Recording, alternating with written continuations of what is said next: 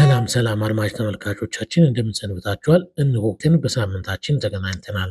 ባለፈው ሳምንት ዘላን ክፍል 2ን አስደምጠናችሁ ነበር። ካስደመጥናችሁ ክፍል ውስጥ ቀንጨብ አድርገን አስደምጠናችሁ ወደ ቀጣዩ ክፍል 3 እንሄዳለን። ቡርቴ የምትኖረው ቤቷን አከራይታ ነው። ቤቷን አከራይታ ብትኖርም ልጇ ግን የሚያስበው ራሱን እንደ ሀብታም ነው። ያም ሆኖ ግን እሺ ከቤት ከወጣ ቆይቷል። ውጭ ነው የሚያድረው።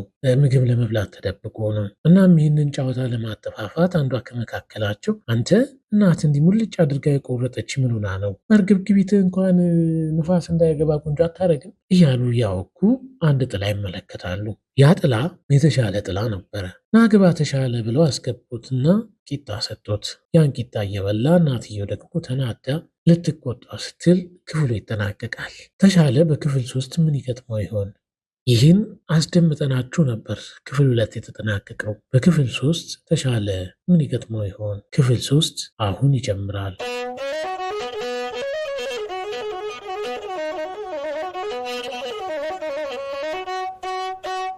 ጭጋግና ጥል ከተሰኘው አጫጭር ልቦለድ ውስጥ የተወሰደ።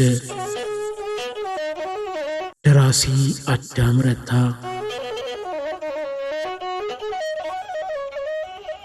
ተራኪ ካስኤል መላኩ፣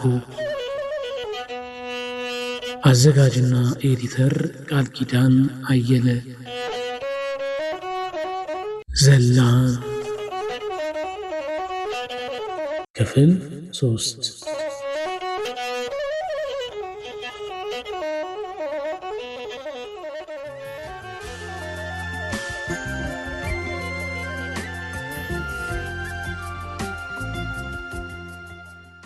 ከተናደደች ደግሞ ተመሳሳይ ነገር ሊደርስበት ይችላል። ዝም አላት። አፉ ውስጥ የከተተውን ጉርሻ ማላመጥ አቆም። ጉሮሮ ደረቀበት። እዩኝ እንግዲህ ተንኮል ነው ይህ አይደለም? ታዩ በቃ አንቺ ብላለን ልጄ አሉት አፋቸውን ለማባበያ አሞጥሙጠው እየተናገሩ። እየታደርክ አትናገርም? መናገር ፈራ። እሺ በል በጉጉት። እሳቸው ቤት አለ ወደ ወፍራሟ ሴት እያየ። እንዴት እኔ ቤት አሉ በመገረም። ማታ ኩሽናችሁን ከፍቼ ገብቼ። እጃቸውን አገጫቸው ላይ አስደግፈው በሐዘን አዩት። እናቱ በንዴት በእፍረት ፊቷ ሲቀላ ይታየዋል። ስፌቱ ላይ የቀረችውን ትርፍ ዳቦ በሌላ እጁ አንስቶ ያዘ። እናቱ አጠገቧ የነበረ አንድ ሲኒ በሱ አቅጣጫ ወረወረች። አንገቱ ላይ አገኘው። ከተቀመጠችበት ተነስታ ልትይዘው ወደሱ ተንደፋደፈች። ከእጁ የተፈናጠረውን ቂጣ አንስቶ ወደ ውጭ ወጣ። ወፍራሟ ሴትና ጓደኛቸው በድንጋጤ ባሉበት ፈዘው ቀሩ። እናት የአደፍርስን ፎቶግራፍ ከተሰቀለበት ምስማር ላይ አውልቃ በሩጫ ተከተለችው። የዚህ ሽንት አይደለም መጀመሪያውንስ ቢሆን ጠብቀኝማ፣ አንተን ሳልገል። የቤቷ በረንዳ ላይ ስትደርስ አጥር ውጭ ደርሷል። በሱ አቅጣጫ አምዘግዝጋ ወረወረችው። ለጭቃ መከለያ ግቢ ውስጥ የተደለደለው የድንጋይ መንገድ ላይ ተሰባበረ። አይኗ ውስጥ የበቀለው ጥላቻ ቤቱ ዙሪያ ተንዘረፈፈ።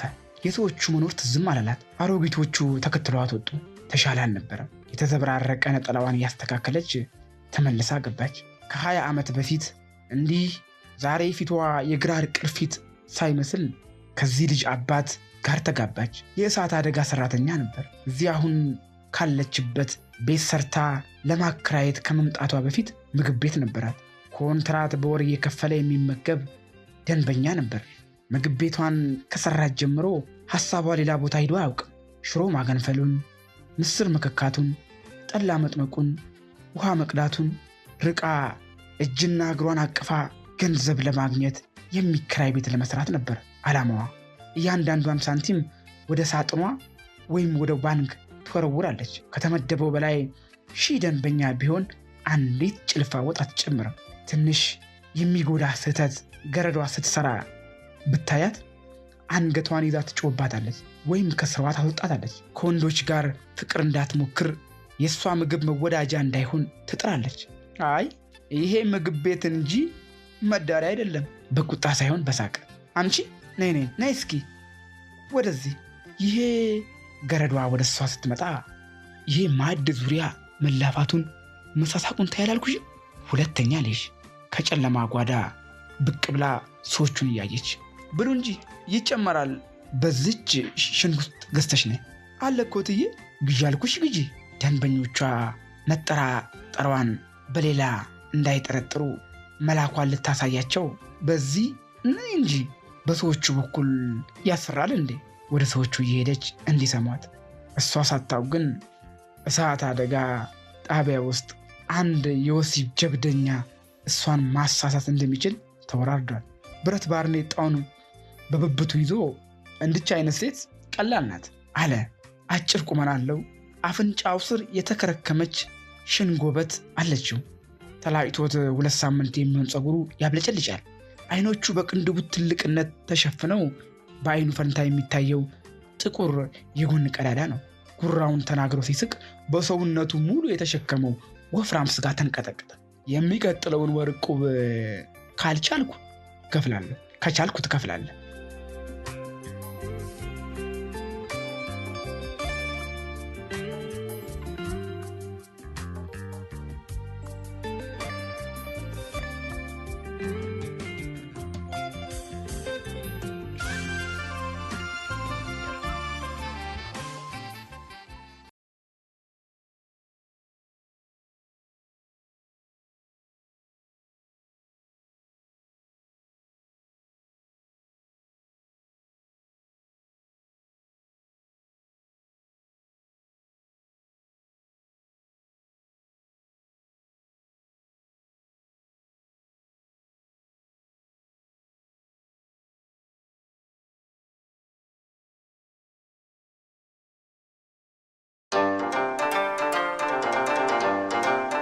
ቃልዲስ ፖድካስት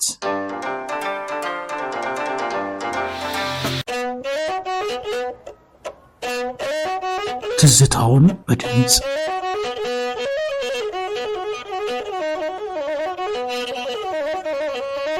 ትዝታውን በድምጽ